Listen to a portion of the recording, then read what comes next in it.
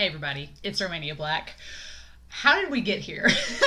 How are we already on episode 25 of season 4? I feel like we just started back the core, which was back in October, but I feel like it's been a few weeks, not a few months. It's gone by so fast, and I'm so sad that it's already ending. Ugh.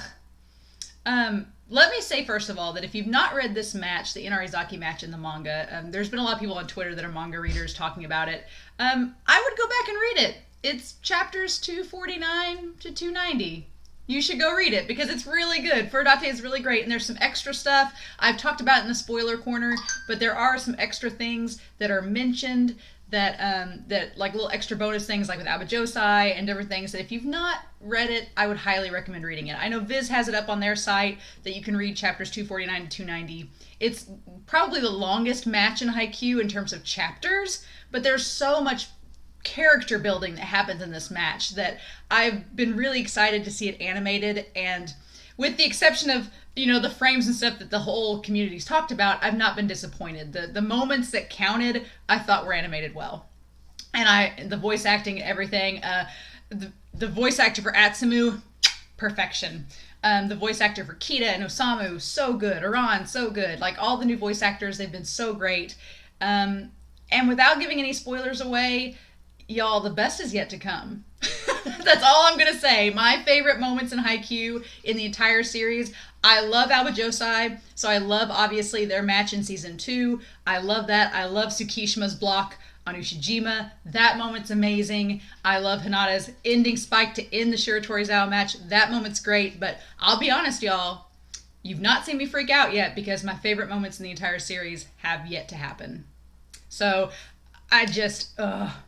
with that being said, we're on episode 25, and all I can say before we start is that I got into this series a lot later than most people, and it really, this year in particular, became like the sunny spot in my day. Like each week I'd be reading the manga when it came out. I'd be rewatching seasons 1 through 3 over and over again. When season 4 came out earlier this year, I watched all of it. And then when it came back like this, Haikyuu has been one of the highlights of 2020 for me in an otherwise dark year. And I think that's true for so many people. And I think that's why the fan base collectively gravitates towards Haikyuu, because of its positivity and because of our ray of sunshine, Hinata, and just all of his optimism. It's like, we need some of that in the world, So that's all I'll say, but let's jump into episode 25. I always hesitate on the season finale because I don't want it to end.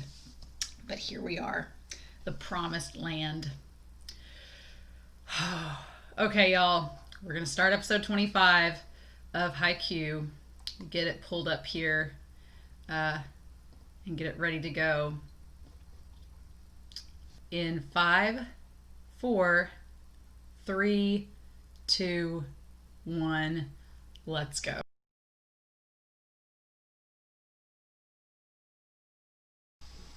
Okay. Oh my gosh. Oh, that was so good. Oh, as far as episodes go that recap the end of matches and transition into the next one, I gotta say, season 4 may be my favorite.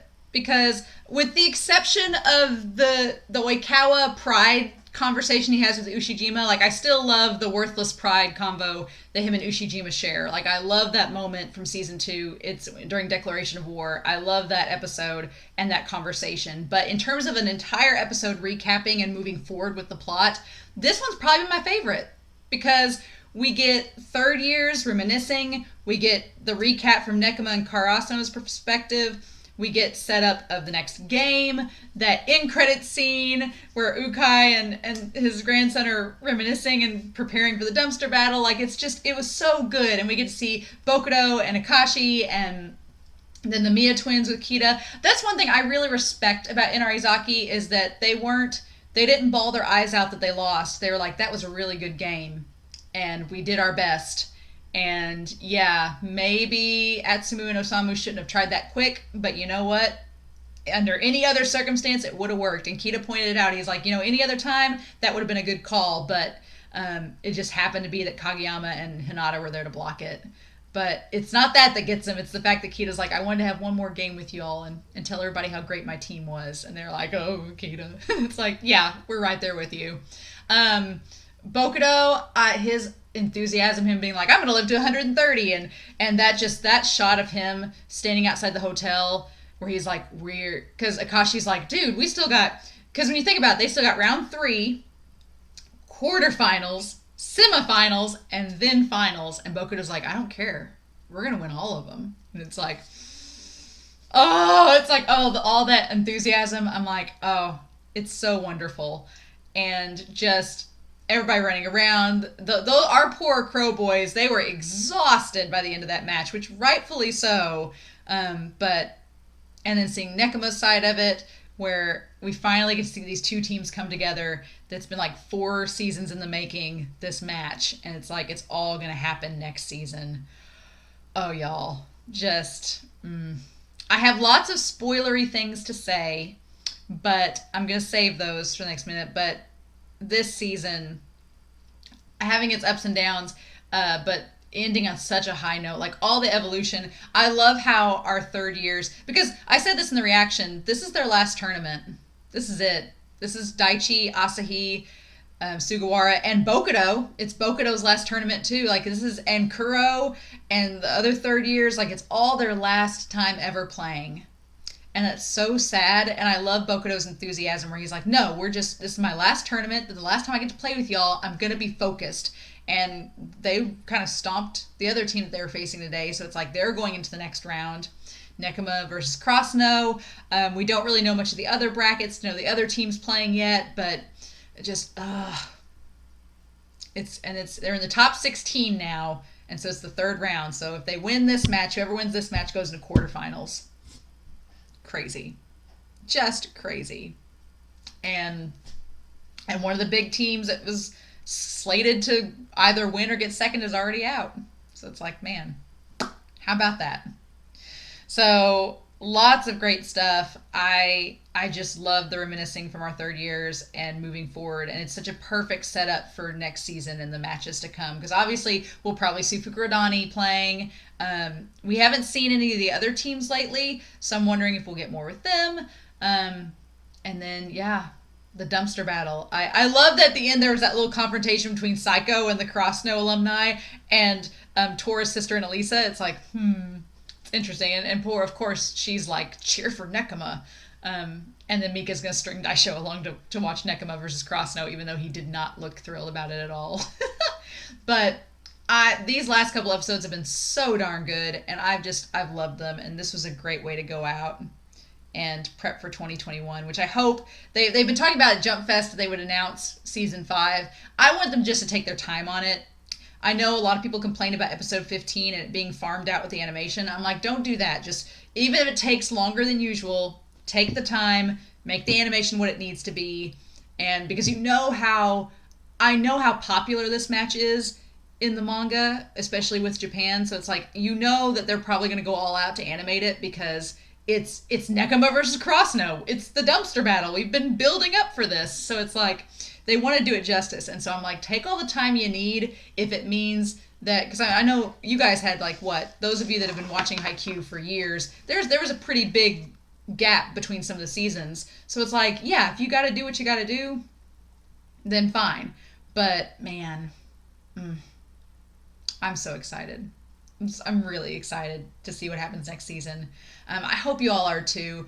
Thank you all so much for watching Haikyuu with me. I absolutely love this manga. I've been collecting the manga volumes. I'm up to volume 14 now. And of course, I just go back and reread everything on Viz's site.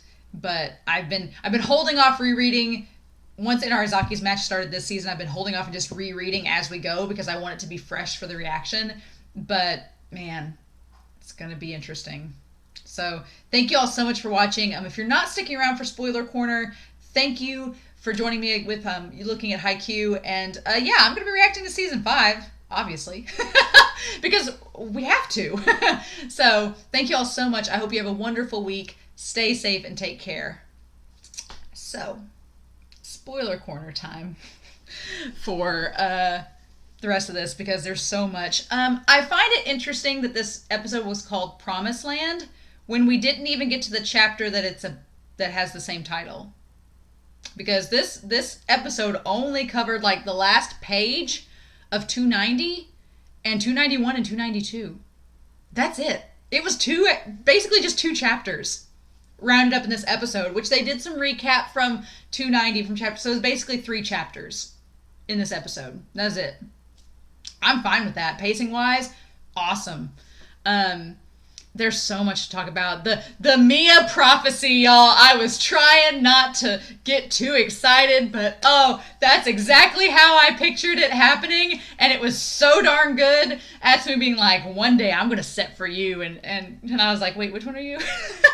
And all of us that read the manga have been like, oh, Hinata, you don't understand. It's gonna be so good. And I love that line at the end where he's like, but first, before that happens, we're gonna wipe the floor with you at Inner High next year. And here's the thing. Yeah, because those of us that know from the time skip later on were notified that in the next year, during the fall, and it's all been foreshadowed, but way back, during the practice match against Datek, when Coach Ukai's like, man, Datek's going to be really good next year. They are. They actually, Datek next year in the manga, Datek during Hinata's second year, they win the fall Inner Highs. And they beat Shiratorizawa, and they get to go to nationals, and then Karasuno gets to go to nationals too in the spring. So it's like, man, it's so good. And of course, when they go back, they face the Miyas again, and this time the Miyas win as third years. And it's like, oh, that's so good. But yeah, that whole setting thing was just exactly like I pictured it. I was trying not to be spoilery, but God, when you go back and rewatch this after you've read the manga and you know what's going to happen, it's so obvious. It's so obvious that Furudate was foreshadowing Hinata's fever. Like him having all the adrenaline, he didn't get exhausted after the match was over. He was just riding that high. Like he doesn't sleep. He's not like getting the rehydrated and everything. He's just like, And Tsukishima notices that Hinata's kind of weird. He's different than normal, but Tsukishima interprets it as Hinata's had his moment, just like Tsukishima had in season 3. And it's true, Hinata does have his moment with this. This is the moment Hinata realized that he wanted to be a defensive player, but at the same time, he's also getting a fever, and he's also getting the flu. And Tsukishima rightfully doesn't realize that. Nobody else on the team realizes that. It's not going to come into play until the Kamamedai match. And then Kageyama's going to notice and be like, oh, crud. And then everybody's going to find out. But, it's such good foreshadowing, because the first time around you don't think about it. Like, reading the manga, I didn't even think about him being wired and him, like, in the tub during the bathhouse scene. He's just swimming around. He's like, I've got so much energy still. And it's like, yeah, if you've ever been sick or had the flu, there is a brief period before you're down for the count that you have all this extra energy, and it's kind of like you almost feel numb. Like I don't get the flu a lot, knock on wood. I don't get the flu a lot, but the few times I've really had it, there's that kind of before the symptoms really set in where you kind of feel kind of wired, and you're like, oh, I got to do stuff, and you're just kind of feverish, and then the fever sets in, and you're like, nope, I'm down, I'm done. And so Hinata's riding that high, and when you think about the timeline of this, we've had yesterday's match, today's match. Tomorrow, they're getting 2 matches in one day. It's Hell Day tomorrow, and they didn't talk about it in this episode. I was wanting them to say something, being like, oh, it's going to be Hell Day. We're going to have to face 2 teams if we win. They don't say it, so I know they're waiting to reveal that, being like, oh yeah, now you get 2 matches, and your first match is against Nekoma, who is notorious for wearing other teams out because their defense is so good. So it's like, in my head, even if Hinata didn't get a fever, I don't think Karasuno would have beat Kamamedai because they were so exhausted by the end of the Nekoma match. I don't think, even if Hinata hadn't been sick, I still don't think they would have won. That's just as my headcanon, because even Daichi says, we weren't a match for them, but that's just my headcanon. I think they still would have been outmatched, but I don't know. Can't say. I'm not Furudate. I can't pry into his brain. But yeah, it's pretty apparent, and then there's the big foreshadowing, and I know that a lot of reactors are going to pick up on it, because when Akashi says, don't underestimate January, there's the flu going around. But here's the thing. There's going to be a lot of episodes between that moment of Akashi telling us here at the end of the season and when it actually happens. And when it actually happens, I know a lot of the reactors are going to be like, oh, this was foreshadowed. And it's like, yes, it was. But man, the Bokuto moments, I went ahead and put on Twitter, I was like, the Bokuto moments where he's talking about we're going to win them all. I as much as I'm looking forward to Nekoma versus Karasuno, don't get me wrong, I am so looking forward to that match. But as much as I'm looking forward to it, one of my favorite matches in this whole series is Fukurodani versus Kiryu's team. And Kiryu's team has an awful name that I will get wrong a million times next season, but it's one of my favorite matches. Just because we learn about Akashi's character, Akashi has a breakdown, Bokuto becomes just a normal ace. There's so much happening in that match, and it's so good. And I'm so ready for it. Like, I'm ready for Nekoma versus Karasuno. Don't get me wrong. It's going to be epic. But that match with Fukurodani, I'm a Fukurodani stan so hardcore, and I'm a big Bokuto stan and Akashi stan, so I'm like, I'm so ready for it. And just the foreshadowing of knowing they make it to finals, it's like, they did it. They did it. They did it. They did it. Other things... the only thing really left out, I've got up here, the only thing left out, I mean, everything was pretty much beat by beat. We don't see Kita's grandmother in the stands. There's like a tiny panel of her. And then in chapter 292, there's this panel that's showing Sakusa and just saying that it's narrowed down to 16 men's team and 16 women's teams. It's down to the last 32 teams of the tournament. And that's pretty much the only thing really left out of the series. I'm so happy that they included at the end credit scene the Coach Yukai moment. I'm so happy. I'm so happy. Because when the episode was ending, I'm like, really? We're not going to show that moment? Because I talked way back in the beginning of this second core when I was doing these reactions. I've talked about it for like weeks on back. I was like, there's a moment where the two Ukai, the grandson and the grandfather, have a conversation. And it's supposed to be after they beat Shiratorizawa. That's when this conversation occurs in the timeline. But they don't state that for us here. But the point is that Coach Ukai's like, this match has been years and years in the making. It's not just for me. It's for you and your team.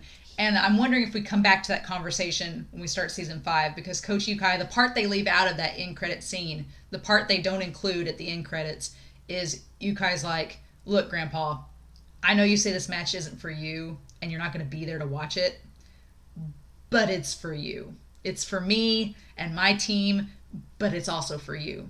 And so it's like there's that added stake of his grandpa's legacy and everything being added into it. And there's so much between these two coaches, between the grandfather and grandson, that I can't wait for next season, because it's that blood bond, that tie, that legacy. It's like, I'm so ready for it. I'm so ready for it. But I'm so glad they included that scene there at the end. That was pretty awesome. So looking at, and I'm not a math major, so math is not my strong suit, but here's the thing. So we're going to start season 5 at chapter 293. Okay. Where will season 5 go? Because I've thought about this. I really have. Here's the thing. We've got Nekoma versus Karasuno, and Karasuno's going to win. Then we take a break and we see Fukurodani's match with Kiryu's team.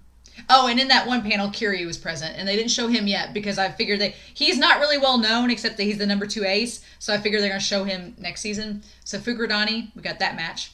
Then we have Karasuno versus, as soon as the Fukurodani match is over, we have Karasuno versus Kamomedai. And when that match is over, there's the time skip.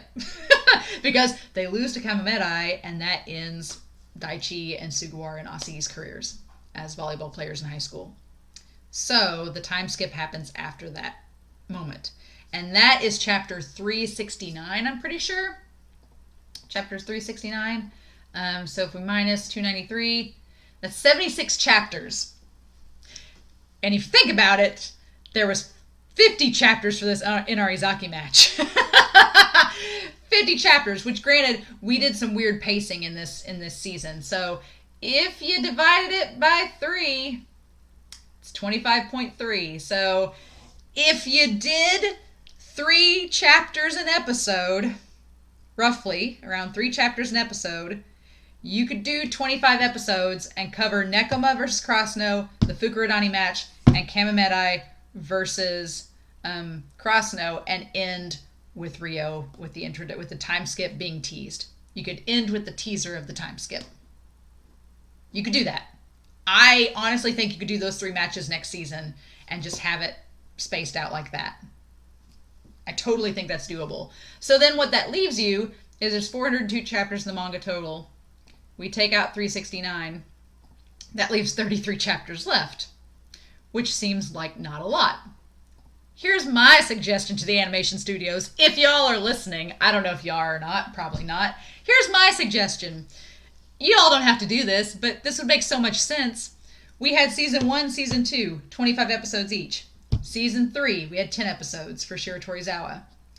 Season 4, we had 25 episodes. Season 5, we could have 25 episodes. Season 6, you could finish out Rio, the Misby versus Adler's game, and the Olympics in 10 episodes. I'm just saying. It's right there. You could do it. Season 6, you could have a 10-episode final season, and in that 10-episode final season, you could have the first couple episodes be the Rio mini arc, and then you could finish out with Misby, and have your last episode of the season could be an extended Olympic. Because, to be fair, Chapter 402 is really big. So if you want to make it a 12-episode season, make it a 12-episode season, or an 11-episode season. Make the Olympic two-parter if you had to. Make 402 a two-parter episode if you got to. Or just, you could do all of Chapter 402 in one episode. Yeah, you could do that. Totally reasonable. So, yeah. My suggestion, if I were the animation studio and I wanted to make the fans happy, would be have your 25 episodes season 5, have your 3 main matches, and then season 6, make it an 11, 12 episode season, and do your Rio and your Misby and your Olympics. That's just me, though. I mean, the chapters add out. The math is there, y'all. The math is there. But that would be my suggestion. I think it would work because you've had 2 seasons of 25 and a 10, 2 seasons of 25 and a 10, and 6 seasons of Haikyuu altogether. I'm not ready for Haikyuu to end, but I'm not a fan of needlessly putting in filler for anime unless it's like canon. So, I want them to end these last 2 seasons really strong. I don't want them to cram it all in one season. I really don't, because there's so many iconic moments in Nekoma versus Karasuno. There's so many iconic moments with Kamamedai versus Karasuno, and the Bokudo in that match is just so good that I'm like, I don't want them to squeeze it all in. I don't. I think that they should do 25 episodes for those 3 main matches, and then do your final, the time skip in 10 to 12 episodes. And you could do that. I think that's totally doable. I think it's definitely going to be a doable thing to do. And what a cliffhanger! You would end season 5 with just showing that little tiny panel of Hinata riding his bike in Rio, and you'd be like, wait, what? And that's where you end, and then just like say, come back for the time skip. And it's like, I think it'd be a good idea. I don't know. I'm not the animation studio head, though, so I'm hoping that the fans give some input and that they know their manga readers enough to know what they're expecting out of these. I mean, to be fair, Nekoma versus Karasuno they did a poll of the top matches in Japan, of the top voted matches, and this was right before Kamamedai ends, so the time skip stuff doesn't apply. But before the time skip, the number 1 favorite match of the entire series was Nekoma versus Karasuno. So, knowing how popular it is in Japan, they're going to do right by it because they know their fan base is going to be like, this is the match we've waited for. They're going to do it justice. So, or at least that's my hope. But anyway, this season has been really fun.